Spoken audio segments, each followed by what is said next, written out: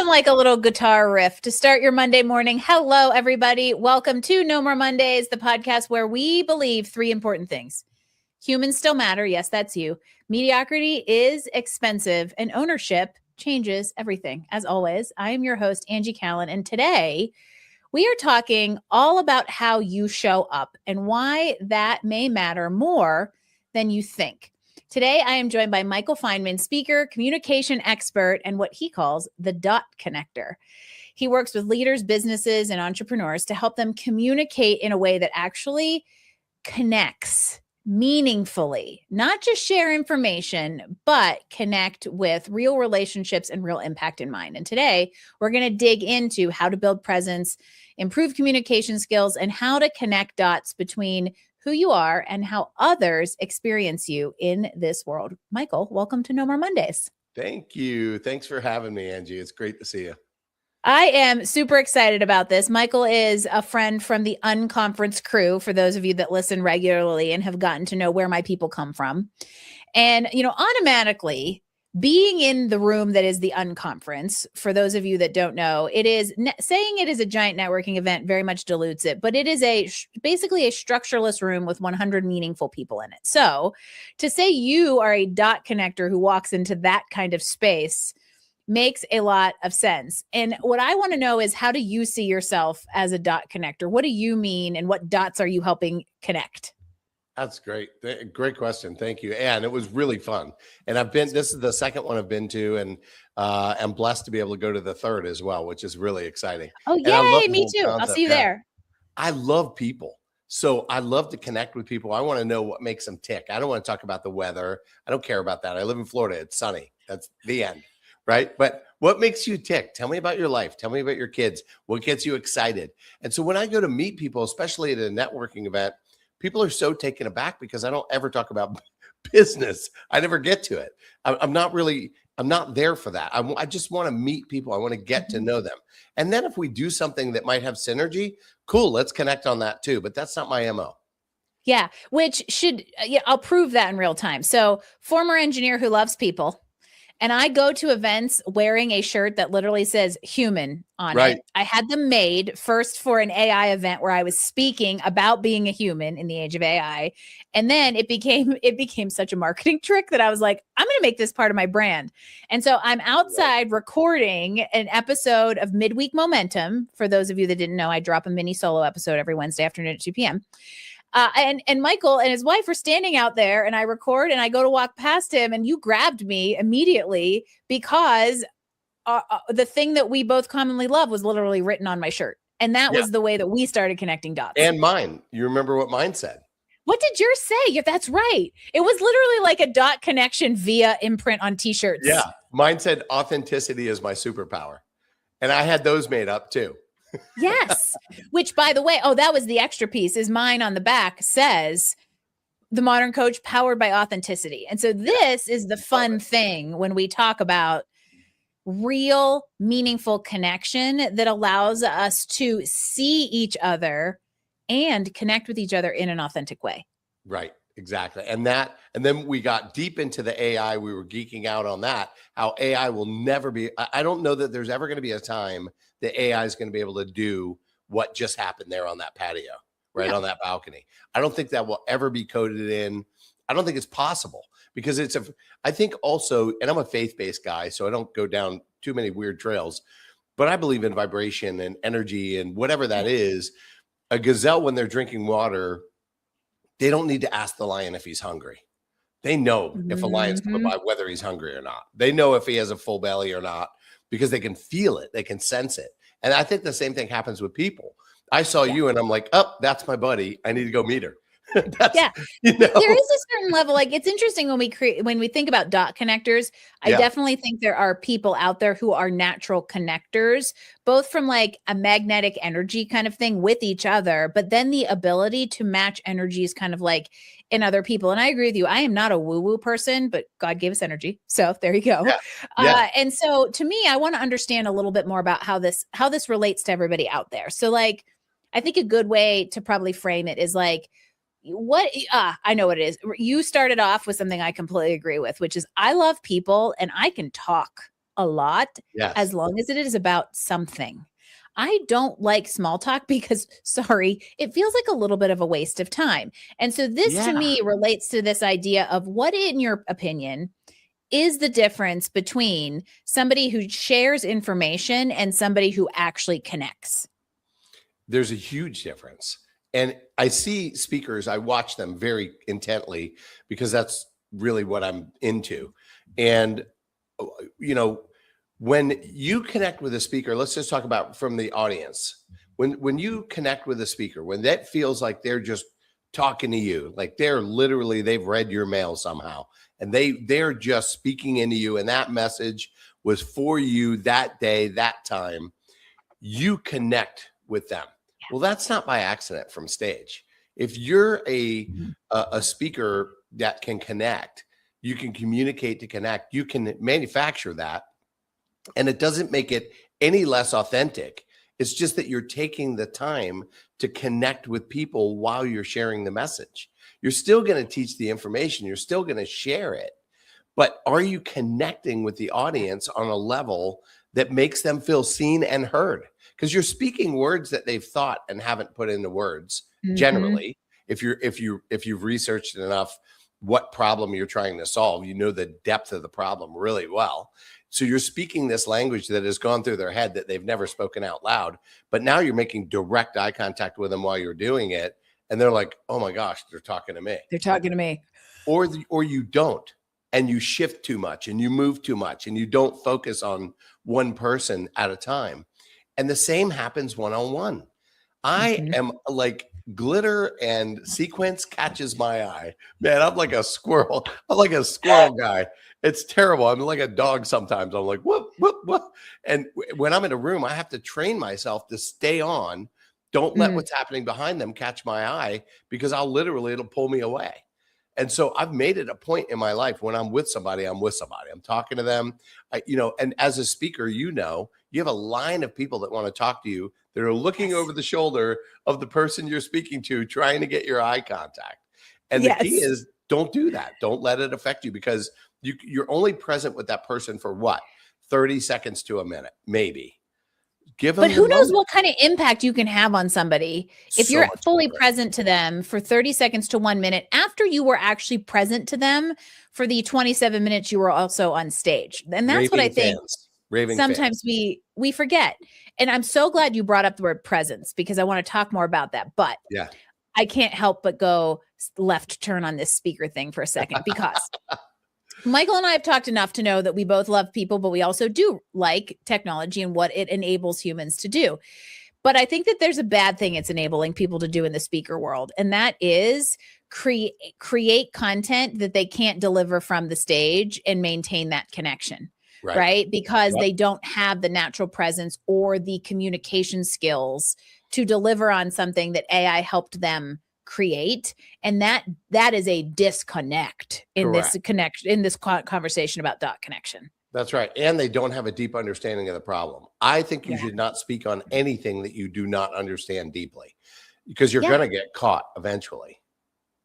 Especially when, case in point, that line will be the trap. Because recently I was in Tennessee, in a town 45 minutes outside of Nashville, right near the Kentucky border, which is critical to the story, because I went to a women's business luncheon and was the keynote speaker in how to advance your career as a female in a male-dominated environment, which is a very interesting conversation to have with 120 Southern eyeballs staring at you, right? And let me tell you that line that formed after. And it was people who had like deep stuff that I'm like, y'all, this is 3 coaching sessions, not 30 seconds while the line is cued, right? And if I had stood up there and spoken about that as a female who had never experienced it or didn't coach people through it, I would not have been able to help those people in a 3-minute snapshot instead of like having a 3-hour coaching session. So you can get caught if you put yourself in situations where you don't have the authority to connect and you lack the presence to do so. And so this stood out to me, which is why I'm glad you brought it up, because I think a lot of times we get caught up in connection is tied to like perfection. And, we try to get the words right, but we get like the presence and just the humanism kind of wrong. And so I want you to speak more about that and kind of what you see as like presence and authenticity playing a role in that ability to connect. That's great. Yeah. And I'm going to break this down because this is something I love to talk about. The world calls it confidence at this level. You're on stage, you're confident, meaning you know what you're talking about, you're confident. It's really not confidence. Confidence is a surface level thing. Below that is your authenticity, right? Meaning that you're really coming from what you believe. You're not stating what you read on AI. You're not plagiarizing a book or a speaker that you heard. You're speaking from what you're passionate about, what you really believe. So you're at this level of authenticity, which gives you authority.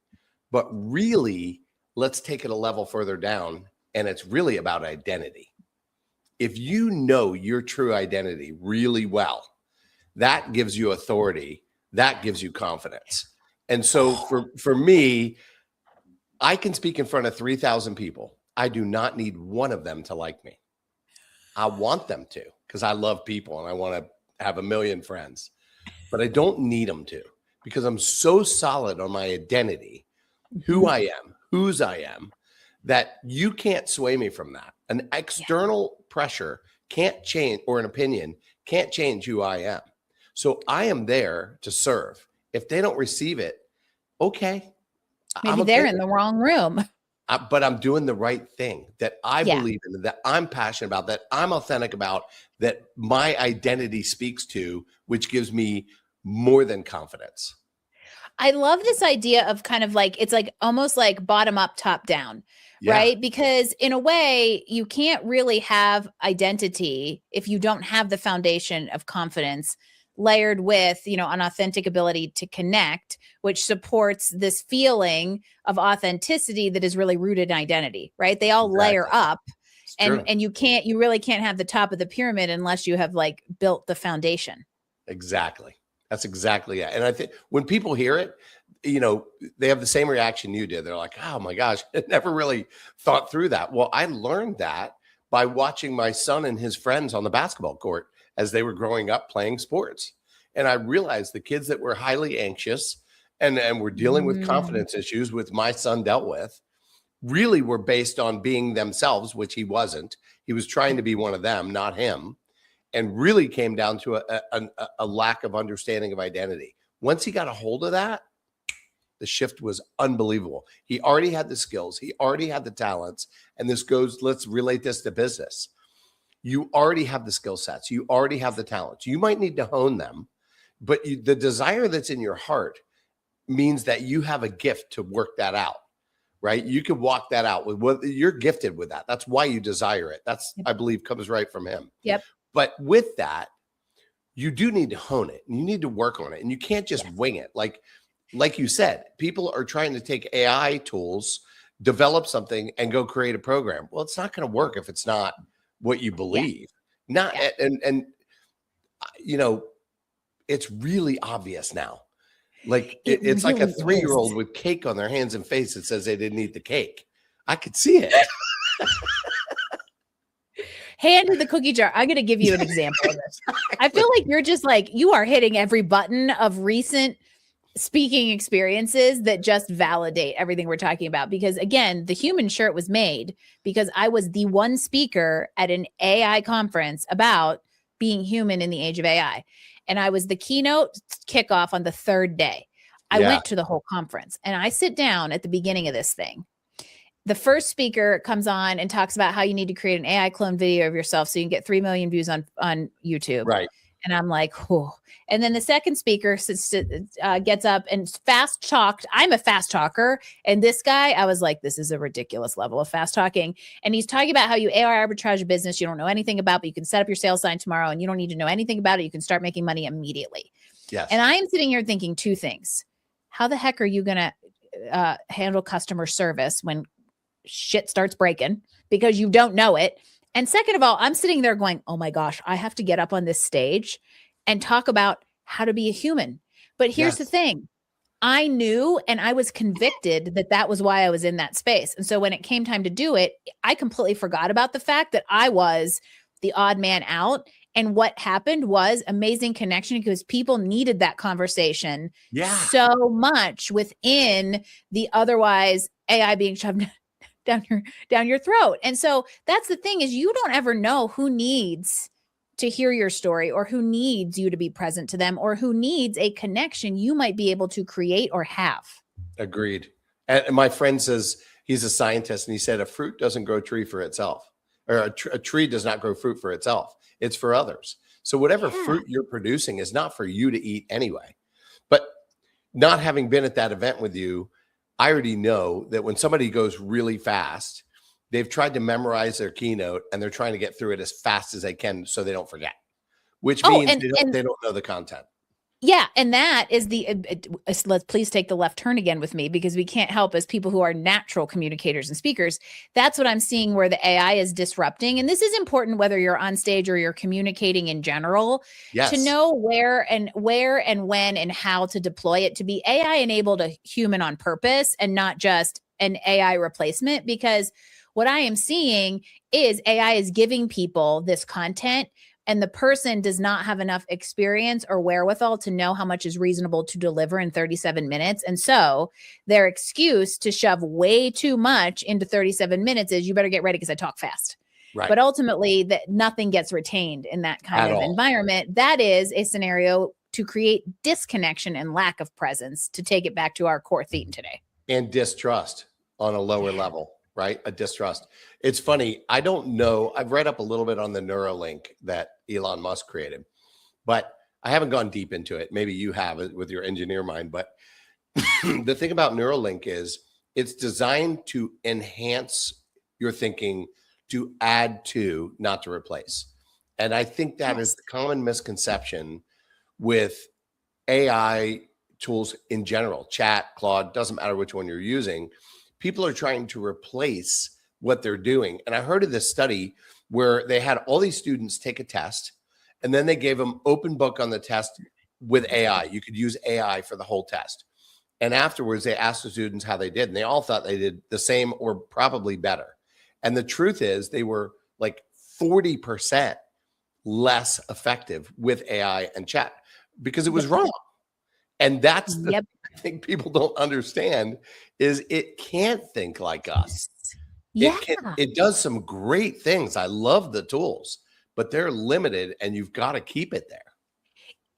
We still drive the train, people. That's right. At best, AI is in the passenger car. Better if it is in the caboose and you dictate how it is used. And this is important as we talk about organic connection, being present as a human, showing up authentically, knowing how to have authority and building identity, right? Your whole stack relies on human skills, right? Yes. And so if we go back to that kind of idea of this stack that is separate from AI is there to augment all of this, right? Right. What do you think separately from AI gets in the way of people showing up authentically and being able to create meaningful connections? Easy. Imposter syndrome. Tell me more. Everyone is excited about a new project until it's them on the line. Mm-hmm. And if you do not have confidence, authenticity, identity locked, you are going to worry about what everyone thinks a lot. And if you don't know the content and you built it on AI and you're just repeating it, you're going to freak out even more because you really don't know it. And you know internally, you're trying to present as if you know it, but you know you don't. Yes. Okay? When that's happening, it's a recipe for disaster. People still buy from people. Trust. You said trust earlier, and I'm thinking that's like the name. That's like the one word title of this episode. It's huge. It's everything. But you know, my stack that we talked about, all the things that I'm offering is human advantage in a machine world. We have the advantage because we know how to speak to someone's heart. We know how to speak to someone's problems. We know how to love on somebody and serve them without asking for anything in return. Even if we have an offer and they take it or don't take it, we still serve them, right? Yes. And that is the difference. And I think what you're going to see now, I think we talked about this a little bit at the event in Sarasota, Unconference. Reels. Let's just look at Reels. Okay. Reels are so fake now. that the cop isn't even a cop anymore at the window, right? That the guy's arguing with. You know, it's not a real cop. They're not even wearing a real uniform. But we know that, and we still watch that crap somehow. It's running tons and tons of hours. Why is that? Well, we can make the connect that it's just entertainment. But the moment they would try to sell something, we would immediately be out and go, no, that's fake. Because it doesn't matter while we're using it for entertainment. But if we're using it to grow, we're not going to touch that. Yeah. Oh, that's an interesting thing to think about. So, Yeah. well, and I want to talk more about, because authenticity and authority is like your jam. And and to me, it comes from a genuine place of just loving people, wanting to connect in a real way. And this, I think, is why you and I connected in a real way within 25 seconds, because I don't know how to be anything other than I am. Sorry. Me and it's not in this like unapologetically me way, because that's not authentic, right? That's posturing to pretend to be authentic. And so I'm curious where you see that coming into play now, because authenticity is a little bit of a buzzword and that makes me mad. But I also wonder, like, just as much as the inability to know and trust yourself and know your identity to go into those rooms confidently, I also think authenticity can be an excuse to avoid actually communicating or connecting better. What are your thoughts on that? Yes, especially when someone says, well, I'm an introvert, so I can't meet people. Right? Yeah, introverts are usually better in a room than you and me because they listen. And on stage. Is that crazy? Yeah. Yeah, but you're right. I think it's not, I've talked to a lot of people about this, and I said, well, you're a super connector because you have that skill set. Yeah, I did hone that skill set, probably being in sales and high ticket sales, for a good part of my career in marketing and understanding, or I don't know about understanding ever, but really studying the psychology of people and what makes them tick and what makes them pull the trigger in deals, what makes them pause, what makes them move away. Because I always came at it from a place of servanthood. So, and that's the only mind shift that really has to happen, right? When speakers are going up on stage, I was emceeing an event with Les Brown a couple of years ago. He's a great friend, mentored me in speaking, and what a blessing. And I love this guy. But when I was emceeing this event, we had a lot of new speakers, his trainees, and some of them were like literally shaking, getting ready to go up. And a friend of mine, John Bates, who trains TEDx speakers, came up and he said, I was, praying with them and speaking words of affirmation. And he came up and he said, hey, I'm here to serve. No time for nerves. Say that 3 times. And I was like, oh my God, John, I am 100% stealing that. That's amazing. And That's when so you good. come from that place, I'm here to serve, no time for nerves, man, everything comes off. The mask comes off. Everything comes off. It doesn't matter what your role is in a company. God's no respecter of man. But if they're following you because of your mask, because of your title, you'll get this far. Take the mask off and watch what happens. So, okay, I'm going to put you on the spot. All right. Practically, how does somebody do that? So what is a step somebody out there can make if they're going, these two are talking to me, right? Yeah. And we're making eye contact through the camera right now. Right. We're talking to somebody out there who's like, okay, I haven't been present. I haven't been present in my way, and I'm wearing a mask. How do they take it off? Very practically speaking, other than just the take it off, right? What do they do? They go serve people.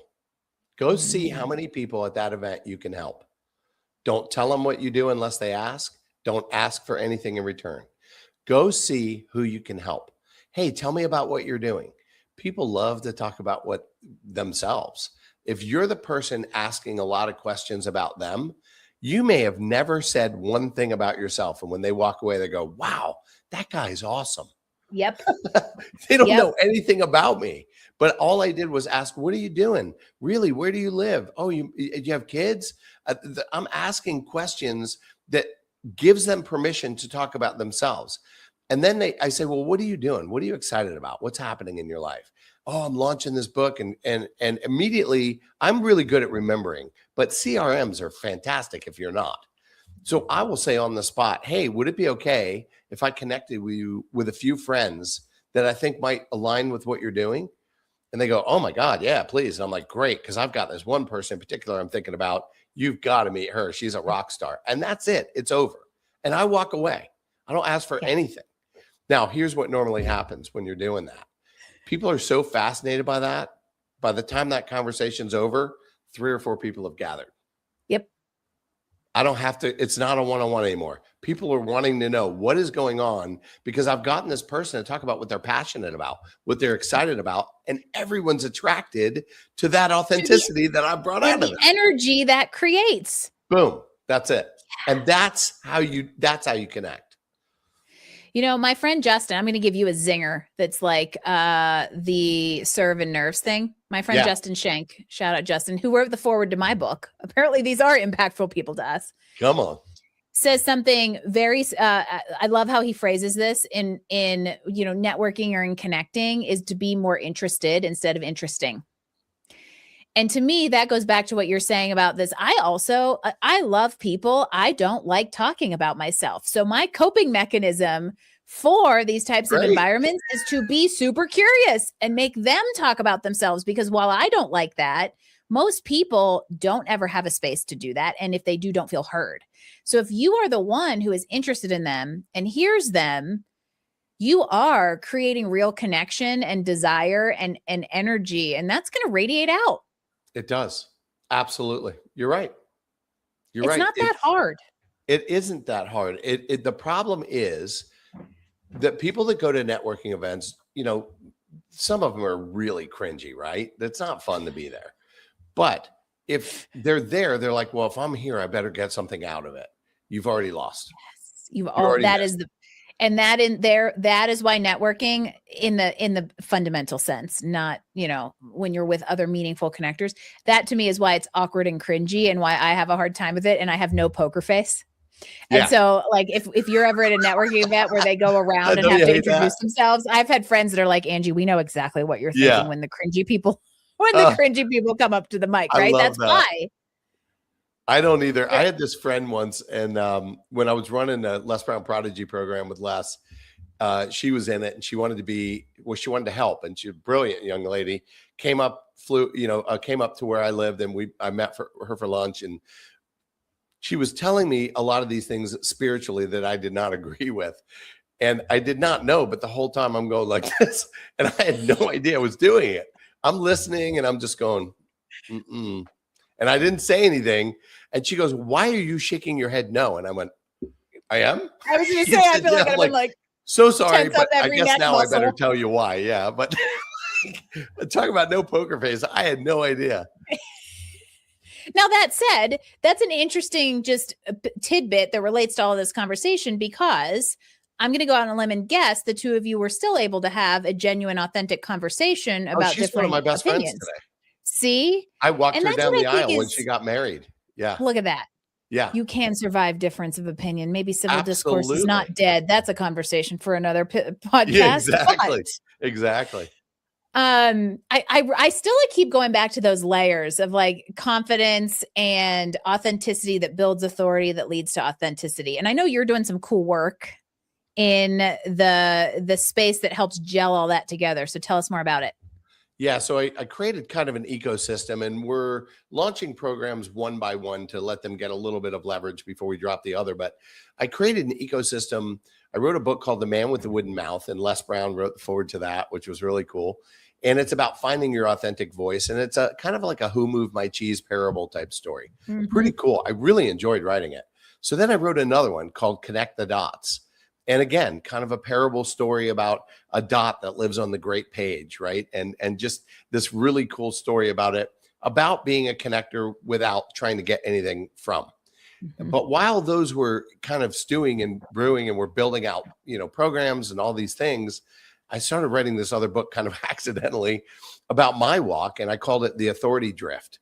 And it was that over time, I made a lot of decisions that would smooth things over or make the room work or make something go or, create success, create more dollars. They weren't wrong. They weren't, they weren't off color or they weren't evil. They weren't any of those things, but they were not exactly where I would come from. I just had to make the decision quick, I felt like, Yep. and move on. But over time, I'd made so many of those micro decisions that were just a little bit off base that I'd gotten off track.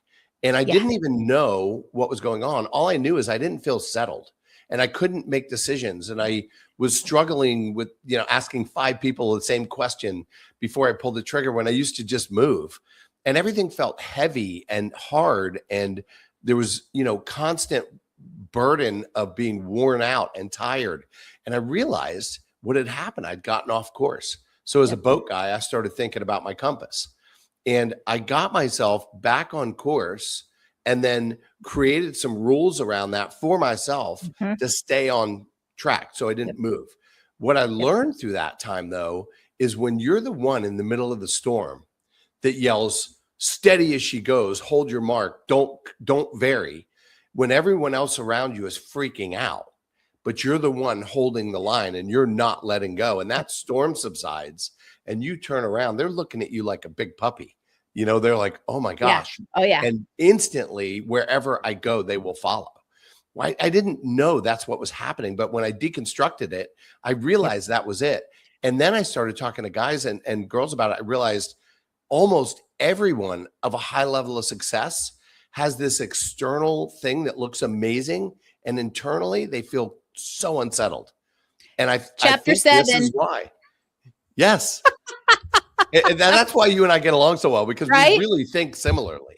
Yeah. And here's what I think is, I love this. Last week, Kent Julian was on the show. Oh, I love him. And yeah, we all love Kent. I trained with him. He taught me so much. And speaking of just servant heart, right? But he talked a lot about this drift. He didn't call it that. And a lot of times we don't realize it's happening until the compounding effects make it obvious. Or for me, it was like partially writing a book that helped me like synthesize what was happening at the time into what now I've learned and what was really going on. But he talked about the same thing where like this compounding effect had taken him further and further and further from the purpose and the why. And it wasn't like disastrous things, but it was like, oh, I'm going to go make this decision because it's more financially lucrative, right? So that's one step.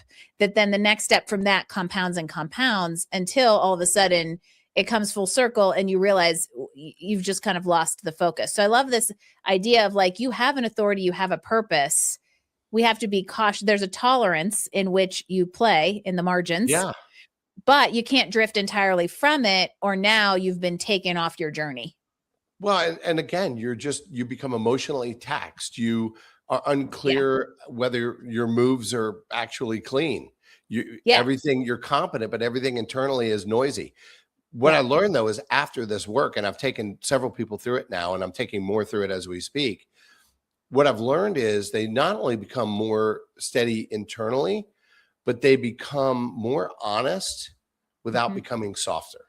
They can still be the high D on the disc, right? I'm a high ID, but their yes becomes clear. Their no becomes clear. They're less driven by external pressure or optics or urgency. And they're anchored spiritually. They believe in what they say. And now you can't manipulate those people because they're locked in. They're not fragmented. They trust themselves because they're back to center.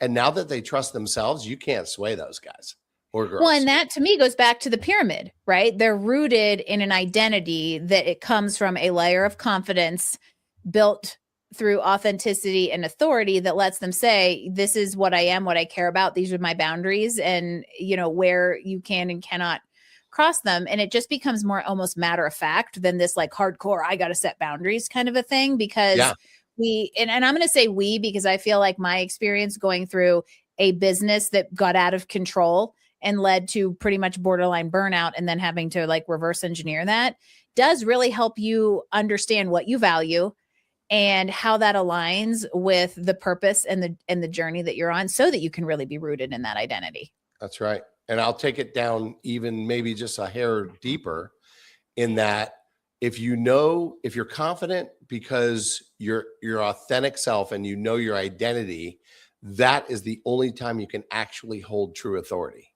It's so funny how those all interact. So there is an up and a down, but then there's a sideways, because that authority is organically achieved and maintained. It isn't imposter internally. syndrome. Internally. Yes.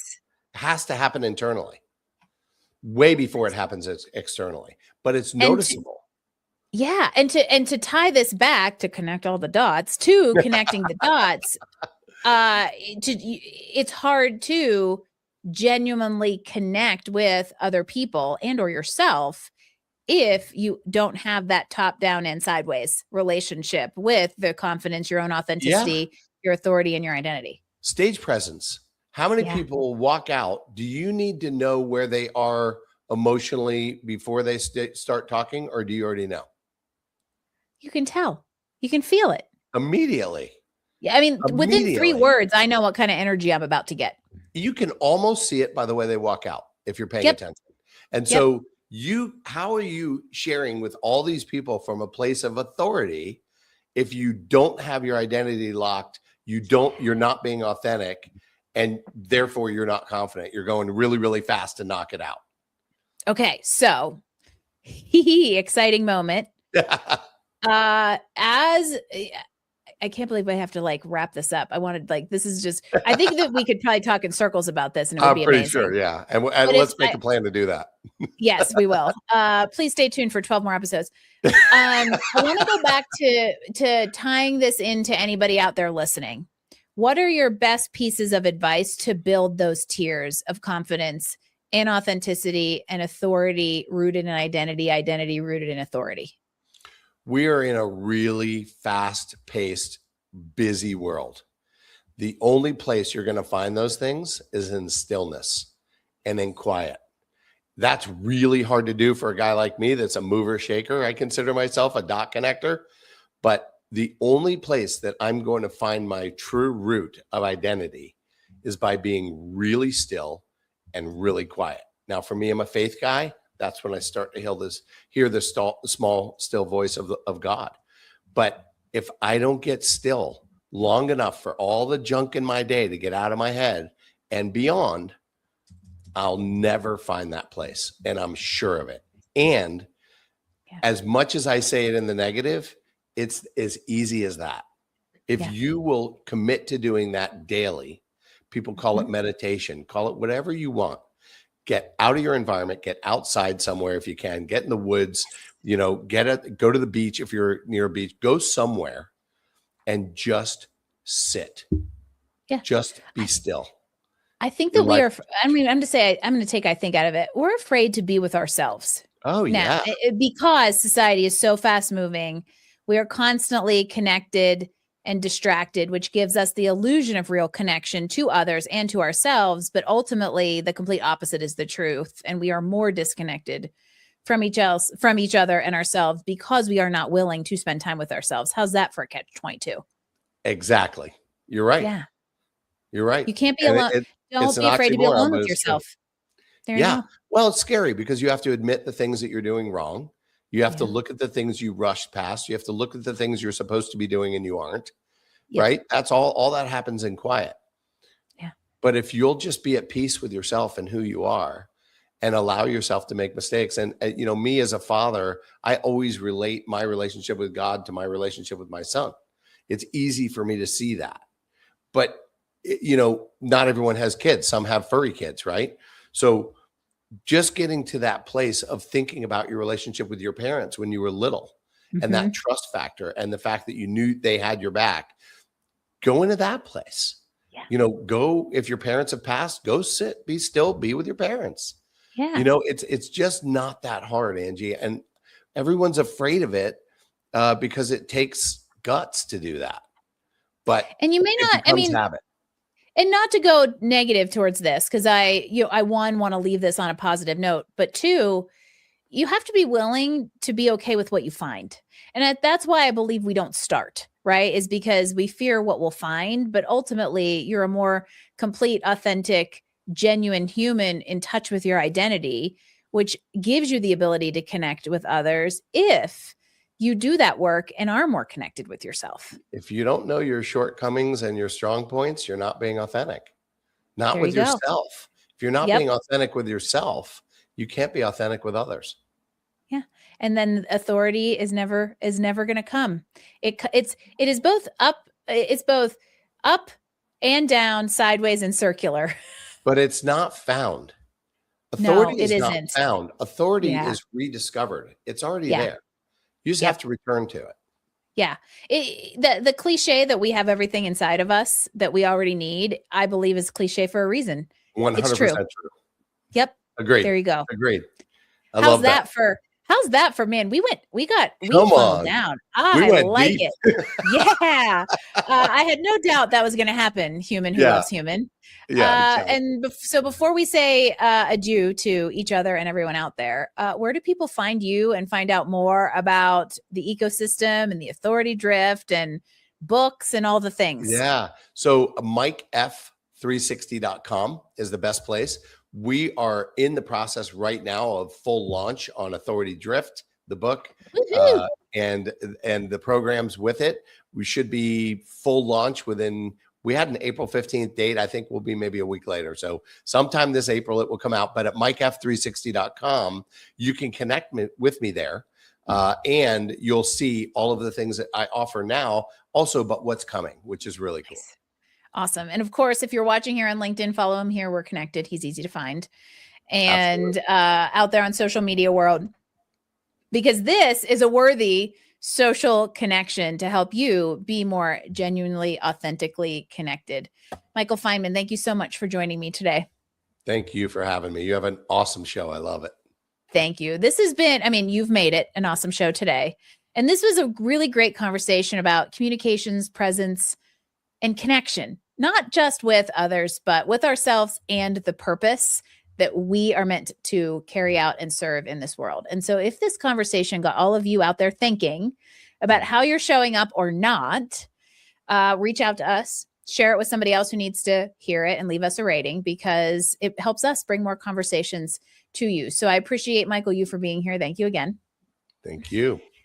And thank you out there for spending your Monday morning with us. If you are ready to take a little bit more ownership over yourself and your ability to connect, don't forget to check out Scary Good, Discovering Life Beyond the Sunday Scaries. It is my book. It is out there in the world and available now at scarygoodread.com. Until next time, here's to fewer Sunday scaries and no more Mondays.